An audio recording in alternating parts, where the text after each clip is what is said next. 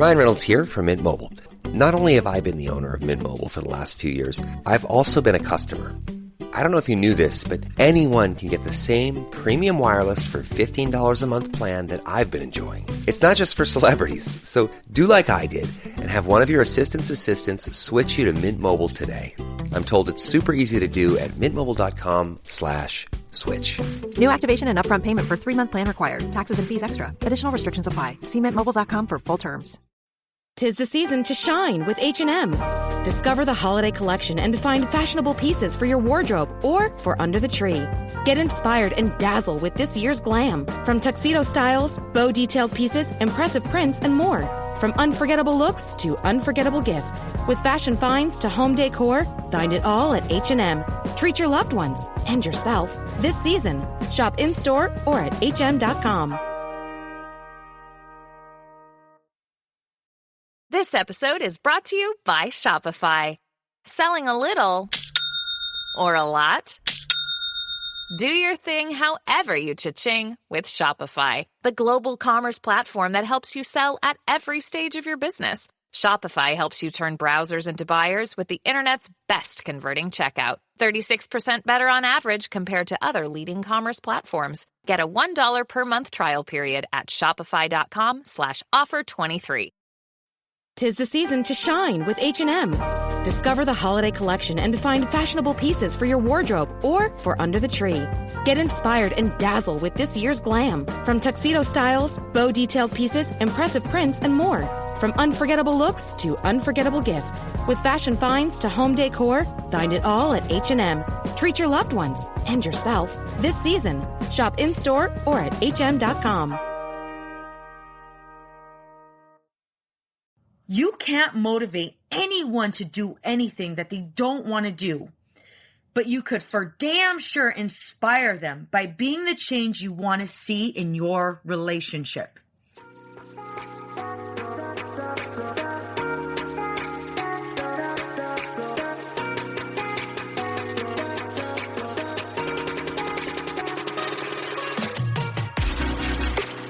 Have you ever thought, how did I manage to lose myself? Being a mom is so hard, especially when we're feeling stressed and disconnected. We exhaust ourselves trying to create this perfect life for our family. You deserve to enjoy your marriage and your kids without the stress perfectionism brings. I am going to teach you how to identify who you are outside of all of the roles you play. Hi, I'm Veronica Cisneros. I'm a wife, mother of 3, and a licensed marriage and family therapist. I am on a mission to teach women just like you how to become empowered and unapologetic. Welcome to our Girl Gang.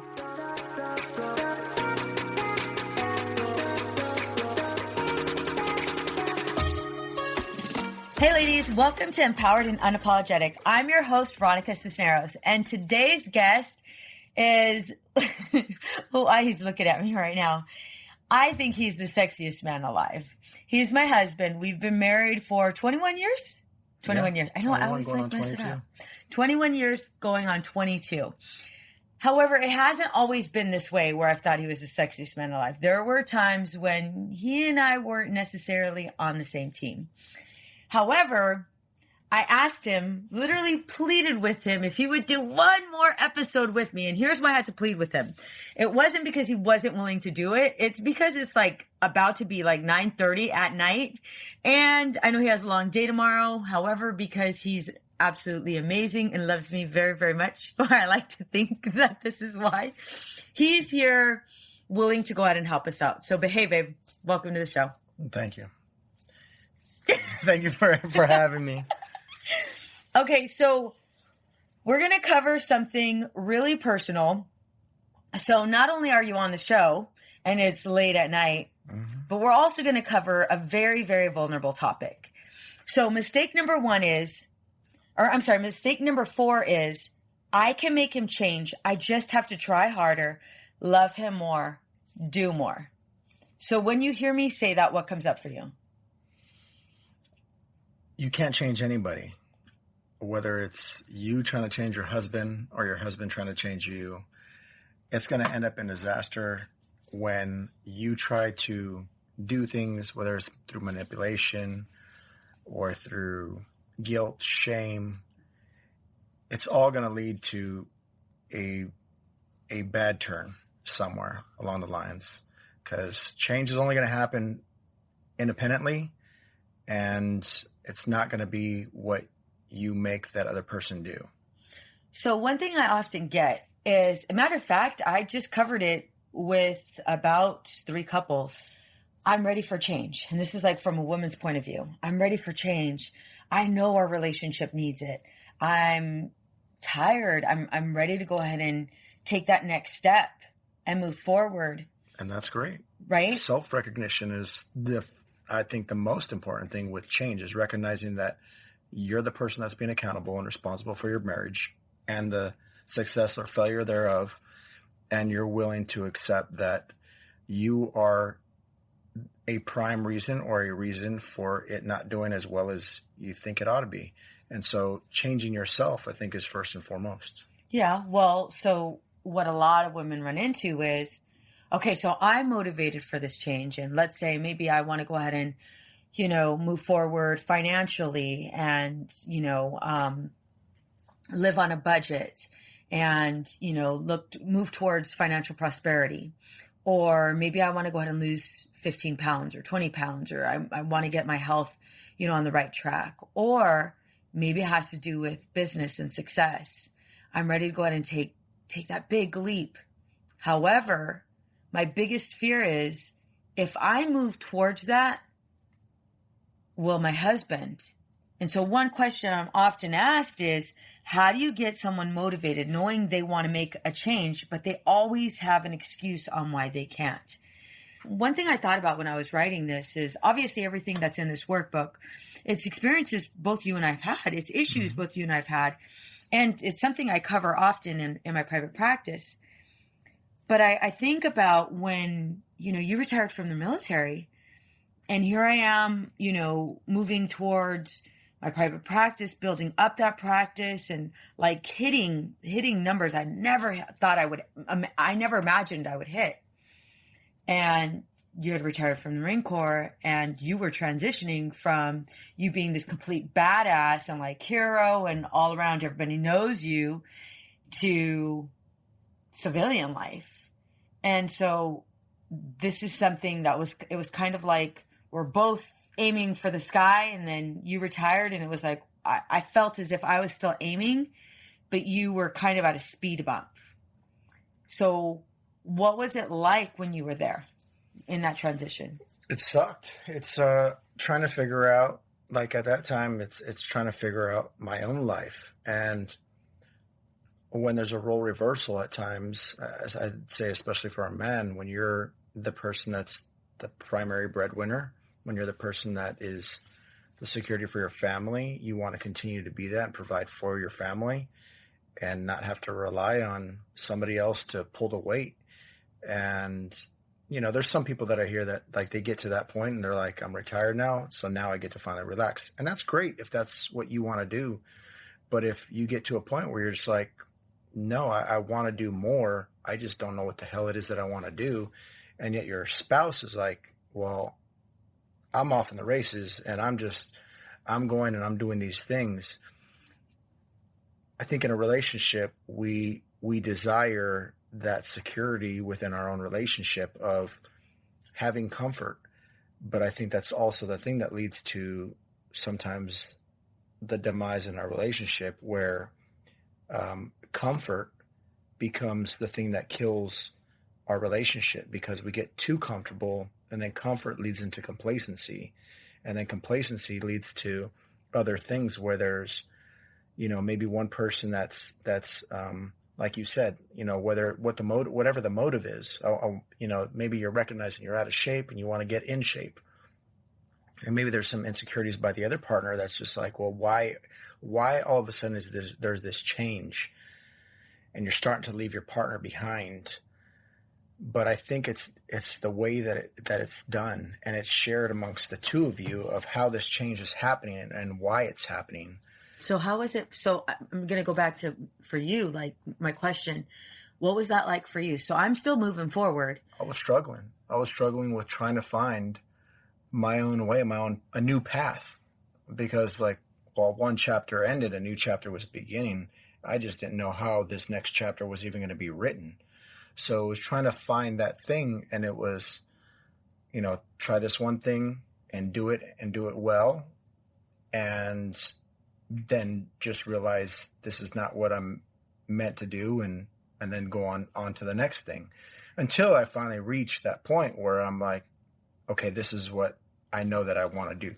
But it's in finding that, and it's going all those journeys. It's hitting roadblocks from time to time, and having a supportive spouse or partner to be there during those times too. Because even in trying things, even as an entrepreneur, you try something and you're like, this is a failure. Or as just a person, and you realize, I'm going on this diet, or I'm trying this new fad, or whatever the change is. Be there for each other through this change. So you said it was hard, right? Yeah. And I kind of wanted to stick to that for a minute, like it being so hard for you. What would it have looked like had I went ahead and, because this is what I see a lot of women do. What would it have looked like had I went and said, okay, honey, so today, because you were looking for jobs. You had a job, but you weren't happy. I had a job before I got out. Right? So you had this job, you had it all set up, but you weren't happy. And I can see that you weren't happy, right? What would it have looked like had I been like, you know what? So I circled all of these jobs that are on Indeed, and I have all of these jobs on here, and I'm constantly feeding you and trying to motivate you. Like, what is the message you would receive if I was that spouse? That's a kick in the balls. How? For my wife to be doing that for me and saying, it's like your mom saying, go get a job. Yeah. That's exactly what it would feel like. And I didn't do that. And although the intention isn't that, it's to be, it's being supportive and trying to help, but the message received to me wouldn't be that. No, obviously I didn't do that. However, like, I find a lot of women are like, okay, so he's unhappy with his job. And ladies, like, you get so caught up in, my husband's not happy. I need to help him find his happy. When right now you're saying, if I did that, I'd be smothering you, it sounds like, right? Mm-hmm. And I think one thing I had learned, you know what it was when you were in Afghanistan. And I don't want to say this. I do and I don't. This is going to get me to cry. But like, when you were in Afghanistan and you had called me and said, babe, I need you to up my life insurance. And I was like, why? I need you to up it. And you and I had a discussion, and you told me, I was just blown up. And you were like talking to me. And when you were talking to me, you were kind of very matter of fact, giving me all of the details. And I went from being your wife to your therapist. And it was like, you have to stay cool. You have to stay calm.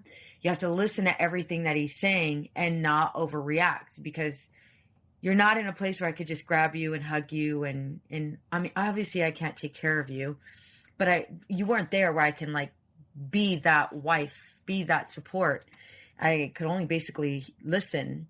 And what I realized after that conversation, I don't think I've ever shared this with you, but what I realized after that conversation was, okay, like, I can't do anything to change where you're at. I can't do anything to make that shift in that mindset. Hell, I can't even be your therapist at this point.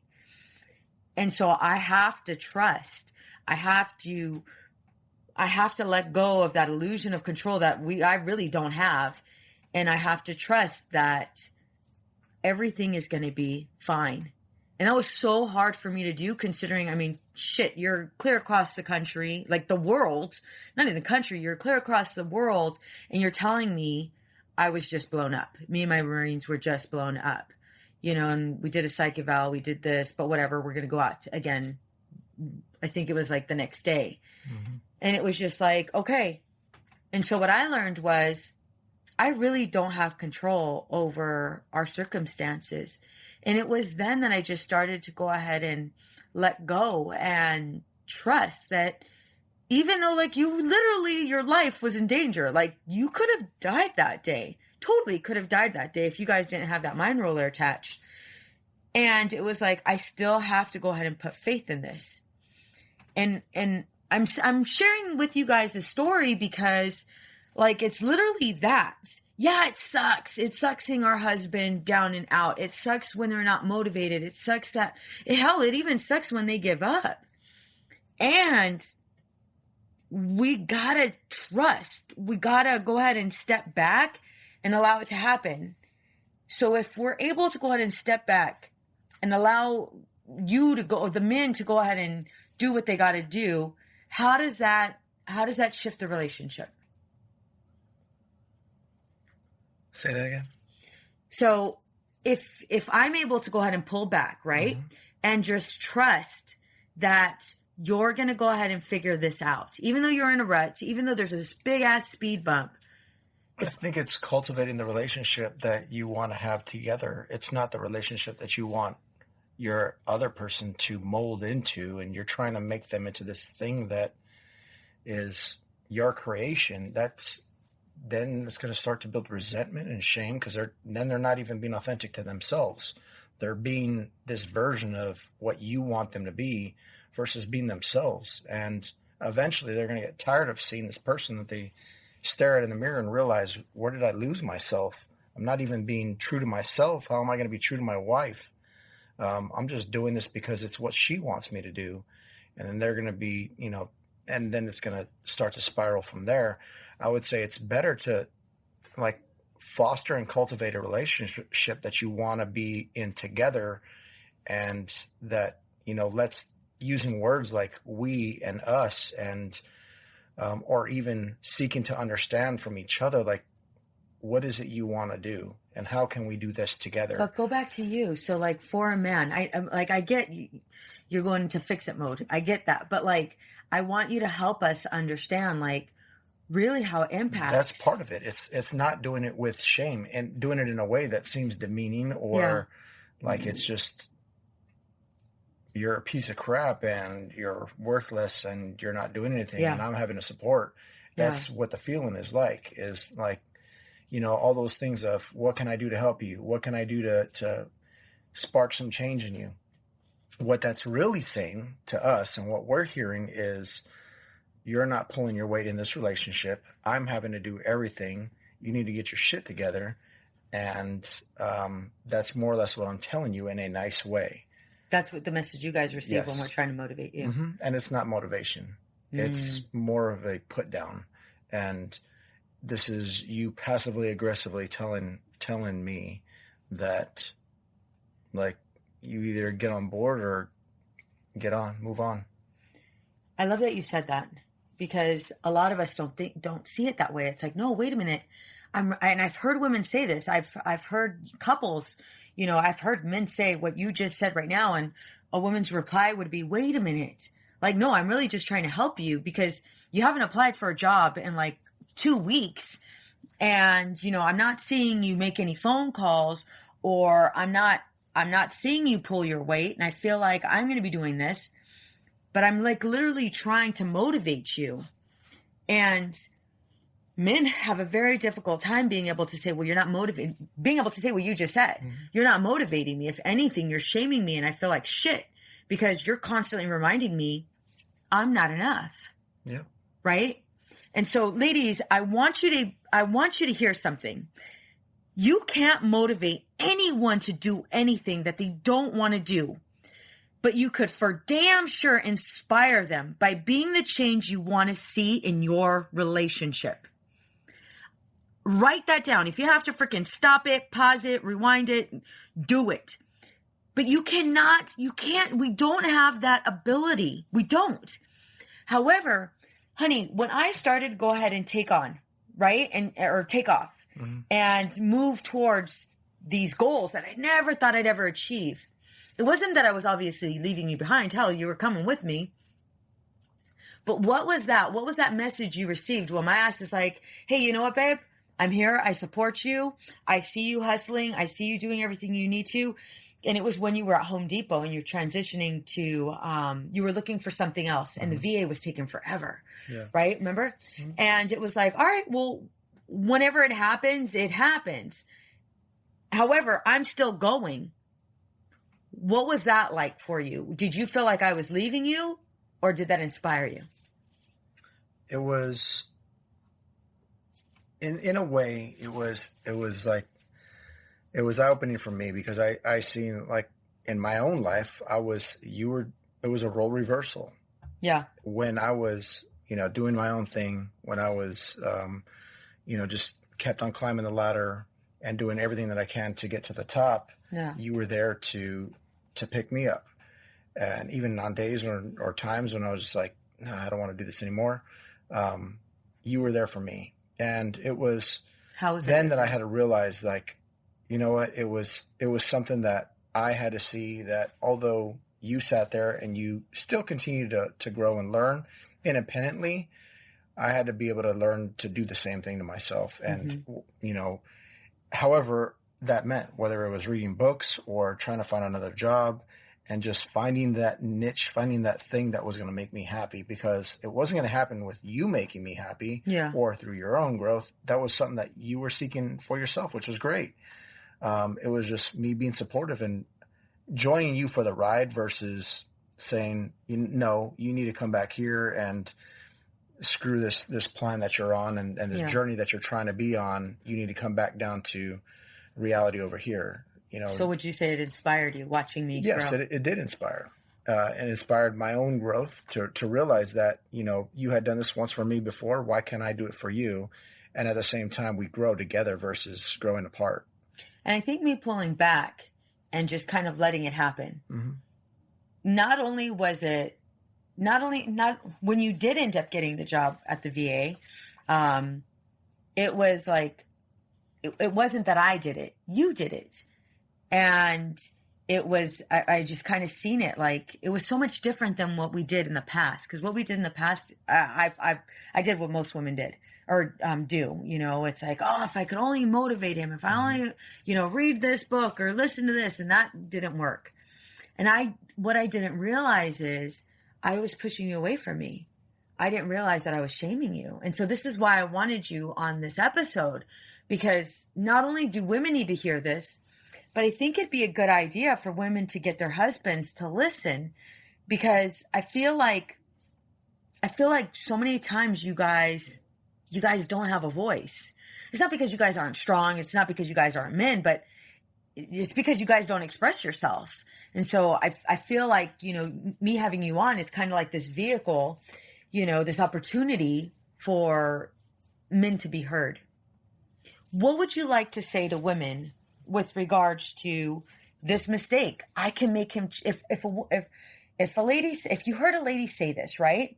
I can make him change. I just have to try harder, love him more, do more. What would you say? What would you say to her? God, I can make him change. You're not going to make him change. Why not? He's set in his ways, at least for that moment in time. And if it's going to be, I just need to try harder, show him a different kind of love,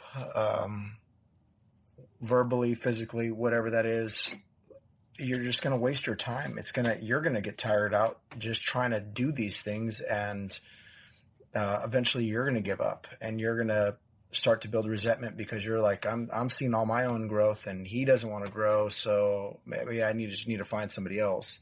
Like, change has to happen independently, so that way you can have change together, as a unit, as a family, and or however size and big you are.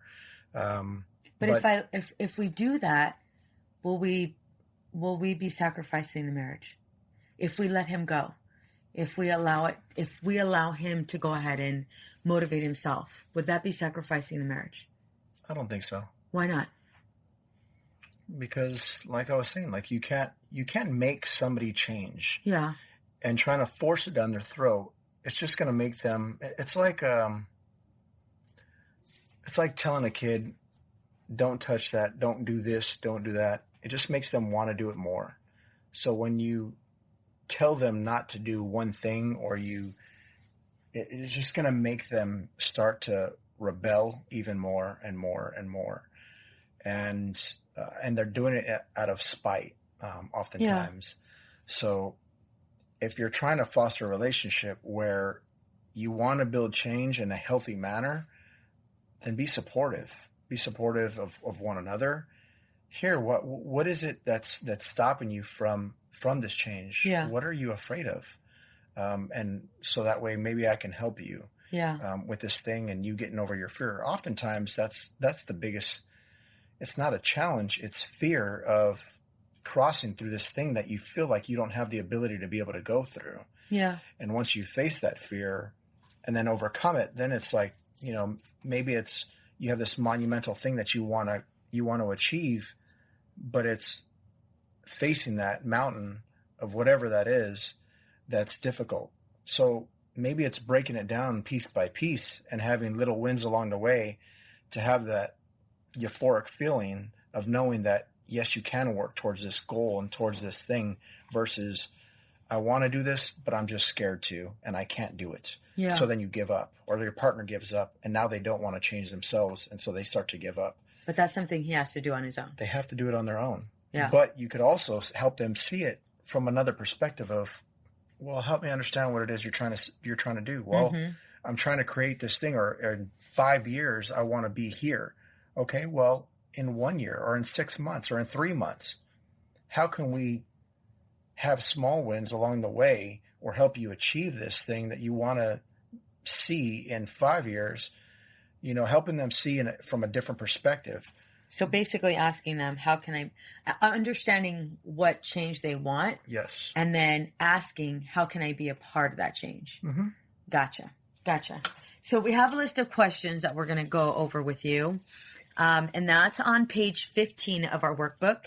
If you don't have the workbook yet, ladies, I want you to get the workbook. It's going to be in our show notes. So let's go ahead and go over them. So do you want to answer them, or you want me to answer them? I'll present the questions and we'll just do this together. All right. Awesome.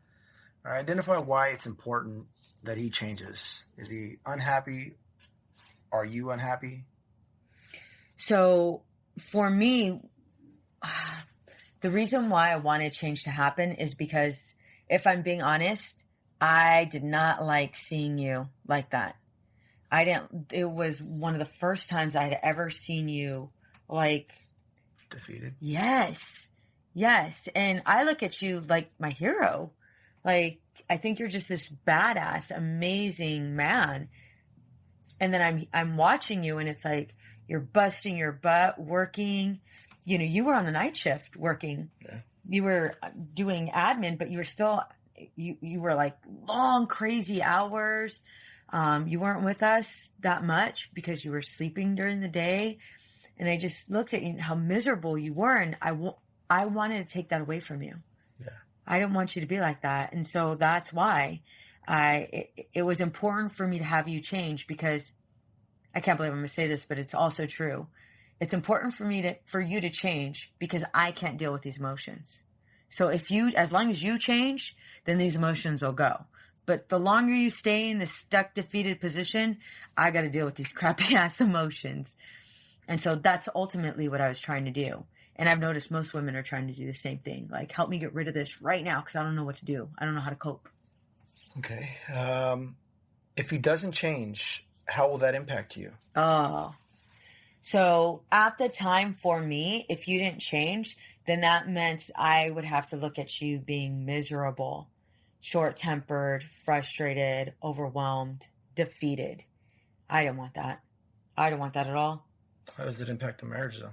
Significantly, because I noticed I would pull away. It was like, well, let me go. It wasn't like I wanted to create an argument, but kind of, because as long as I can do something, control something, then I, again, don't have to deal with this emotion. And so it impacted the relationship, because I was, in my head, I wanted to work 50,000 times harder than you, but then I was upset because I was working harder than you. And I see that in marriages all of the time. Like, well, I resent her because she says she doesn't want to be in this position.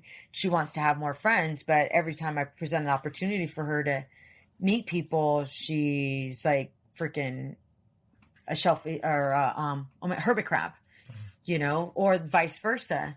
You know, he says he wants to improve. He's obviously dealing with depression. But the minute I go ahead and challenge him or ask him, hey, let's go out, let's go do something, he doesn't want to do it. So, yeah, it builds resentment in the relationship.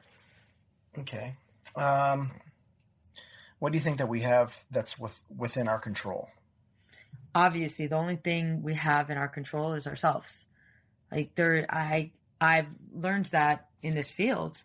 Even though I have, like, all of the training, all of the knowledge, and all of these years of experience, and like I'm a therapist, I still do not have the control nor the power to change people. I don't have it. Nobody does.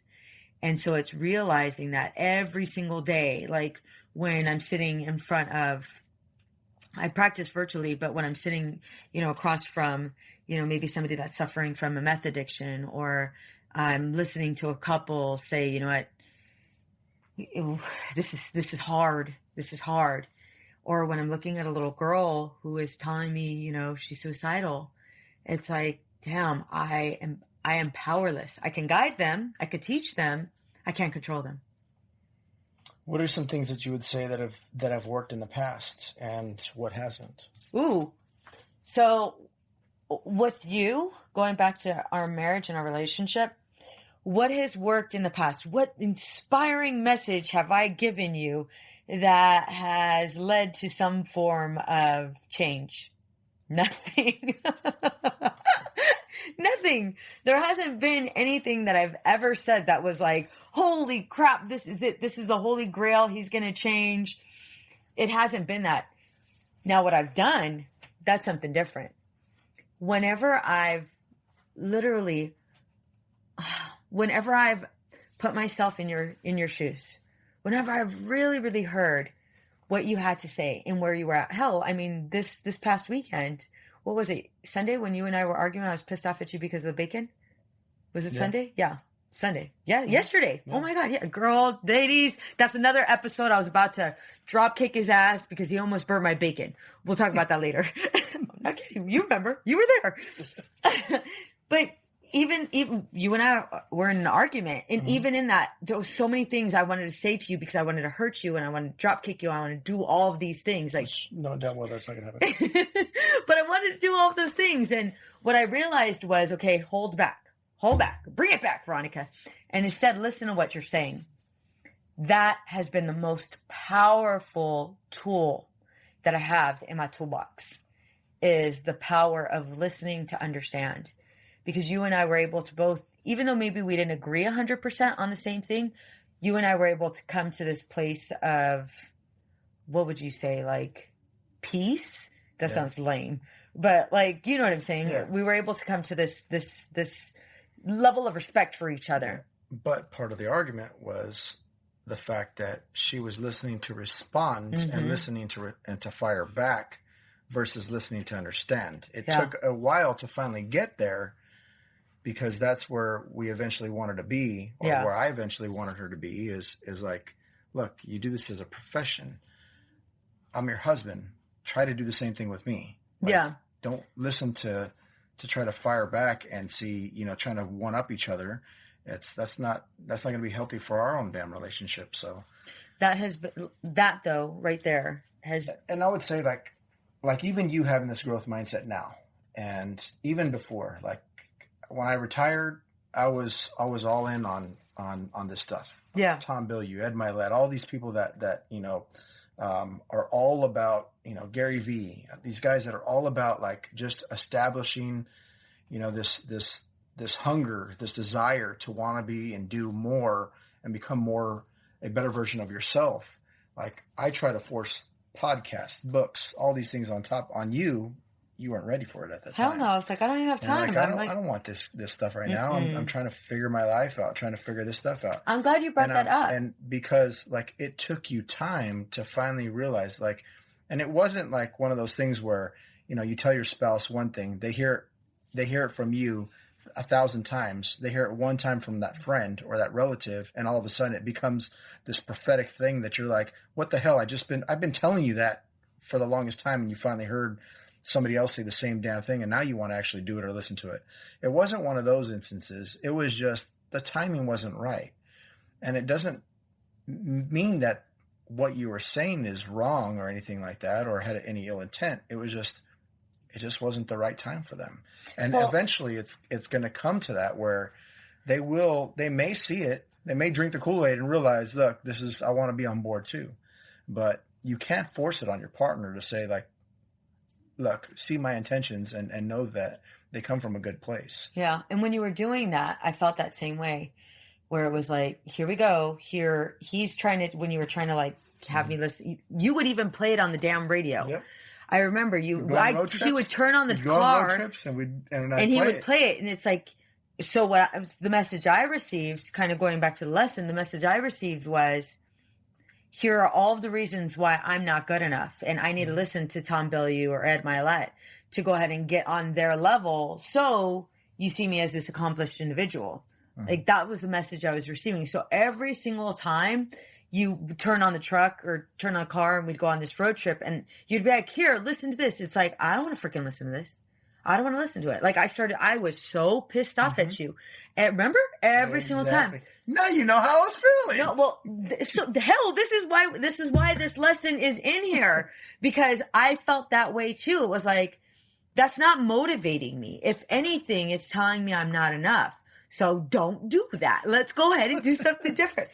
And it ended up me being like, when I started seeing you like reading books, I was like, this fool never reads books. But when I started seeing you read books and listening to all these podcasts, there was one podcast that you had played and I was pissed off the entire time, but I was like, all right, I'm just going to listen to this and curse them out in my head the entire trip, because that's just what felt right at that moment. But there was something that like had just clicked for me. And it was like, oh, this makes sense. You could still be pissed off at your husband and throw punch him after this is done. However, this like totally makes sense. And it was like, okay, but there was still that resentment because you were attempting to motivate me. I didn't need that. I had already felt like, dude, duh, like, look at my practice, look at where I'm at. I was at the hospital too. And it was like, I'm already doing all these things. I can't fit one more thing on my plate. But yeah, it's like, what's happening is neither of us are communicating to the other person, hey, I get it. I understand. It's, here, listen to the 50,000 ways you can make yourself better. And that's not healthy. Yeah. Okay, so the last and final thing here is accepting him for who he is and who he isn't. This is important. This is the part where you're going to write down your feelings about this whole portion here, for who your partner is and who they aren't. So what do you know to be true about your partner? Writing that down, the good and the bad. Don't hold back on any of this stuff, but at the same time too, this isn't, the time to smear their face in the dirt. It's writing down those things. And obviously, in the beginning of a relationship, we're trying to do all we can to impress our partner, but then we get comfortable and we start getting complacent in our relationships. But there is those good things, those good qualities about each other. It's bringing those things back and bringing that spark back in your relationship and trying to figure out, like, you had plans for one another. You had plans together to grow as a couple. And what are those things? It's reigniting that fire within your own marriage by doing those things and just bringing it back to that, bringing it back to the beginning. What are the things that you want to do and grow together as a couple? How do you want to see yourselves in 6 months, a year, 5 years down the road, growing old together and doing those things? So it's trying to find those things out and being be a little bit vulnerable and humble and willing to listen to one another. I think the biggest thing too, though, is accepting him for who he is. Like he's not I'm not going to say he's not your Prince Charming because I don't want to sound rude, but like he's not a character from Walt Disney. Like he's not that. He's not. and I think so many of us get caught up in that story where we need you to be everything. We see your full potential, and it's like, shit, for a long time when you were in the Marine Corps, you had your degree, you had your bachelor's degree, and it's like, dude, why don't you go ahead and be an officer? And you're like, that's not what I want. And I was pushing that on you because I was refusing. I seen your potential, and you had everything there, but it wasn't that you weren't good enough.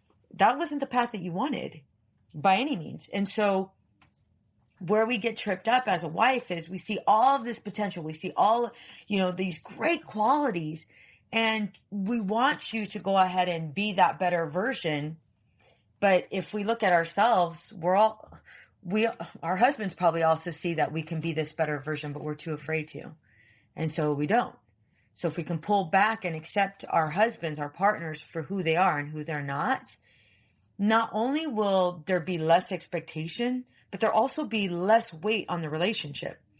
You won't feel that added weight of me attempting to push you to go out and be something you're not or you don't want to be, right? And in turn, you're not going to resent me for it, right? So this is where I'm going with this last question. And I want you to just write it down. Let the pen take over, because it's so important. Who is your husband and who is he not? Any final words, honey? No, I think, I don't have much to add other than,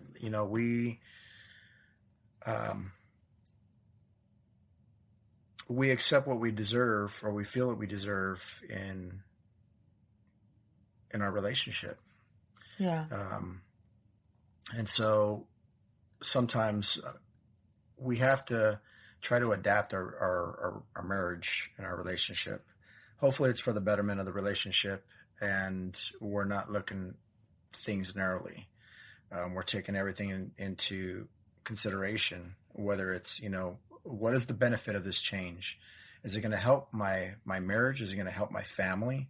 Is what I want to do am I going to get more time with them, or am I going to lose more time with them? So hopefully whatever these changes are that you want to see, all that stuff is taken into consideration with you and your partner. Mm-hmm. Communicate with one another openly and, candidly, where you're doing it in a way that's, in the same tone that I'm speaking right now, where it's a respectful conversation with one another, and you genuinely want to hear each other. And you're trying to hear each other. So that way, in the end, it's only going to benefit you. Mm-hmm.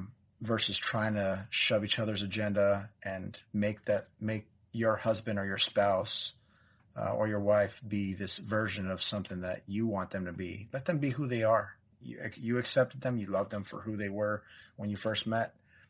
Continue to do the same thing now, but just help them be a better version of themselves by helping them see their true potential and helping. You can do that with the things that you do independently, with your own habits, and hopefully they just see that, and eventually they jump along on that path. And they go on that same ride as you.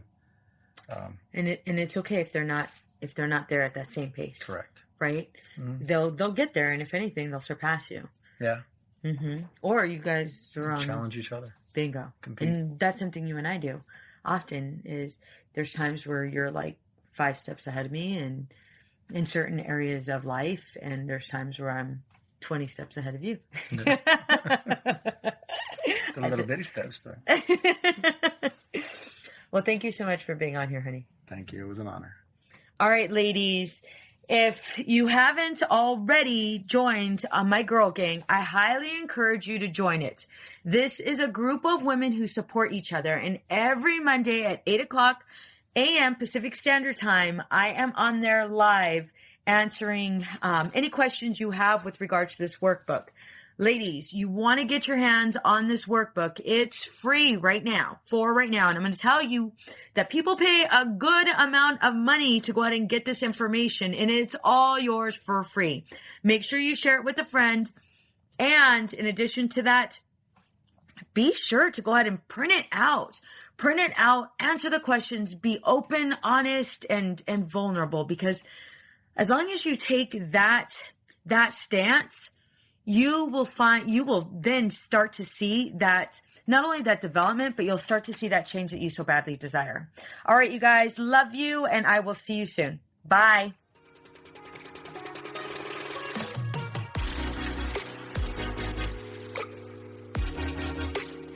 Empowered and Unapologetic is part of the Practice of the Practice Podcast Network, a family of podcasts that change the world. To hear other podcasts like the Bomb Mom Podcast, Beta Male Revolution, or Imperfect Thriving, go to practiceofthepractice.com/network. What's up, ladies? Just want to let you guys know that your ratings and reviews for this podcast are greatly appreciated. If you love this podcast, please go to iTunes right now and rate and review. Thank you, guys. Many women lose their own identity in the shadow of being a mom and a wife. We are a community of women who support each other. We leave perfectionism behind to become empowered and unapologetic. I know you're ready for the next steps. If you want to become empowered and unapologetic, get my free course, Unapologetically Me, over at empoweredandunapologetic.com/course.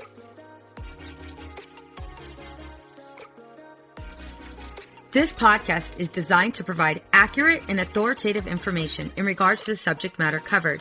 This is given with the understanding that neither the host, Practice of the Practice, or the guest are providing legal, mental health, or other professional information. If you need a professional, you should find one. Hey there, this is Casey McGuire Davidson, host of the Hello Someday podcast. I'm an ex-red wine girl turned life coach who helps busy women change their relationship with alcohol. I spent 20 years climbing the corporate ladder while drinking a bottle of wine a night to unwind. In the Hello Someday podcast, my goal is to teach you the tried and true secrets of creating and living a life you don't want to escape from. Each week, I'll bring you tools, lessons, and conversations to help you drink less and live more. I'll teach you how to navigate our drinking-obsessed culture without a buzz and how to turn the decision to stop drinking from your worst-case scenario to the best decision of your life. You can find new episodes of the Hello Someday podcast every Thursday, wherever you listen, and I hope you check it out.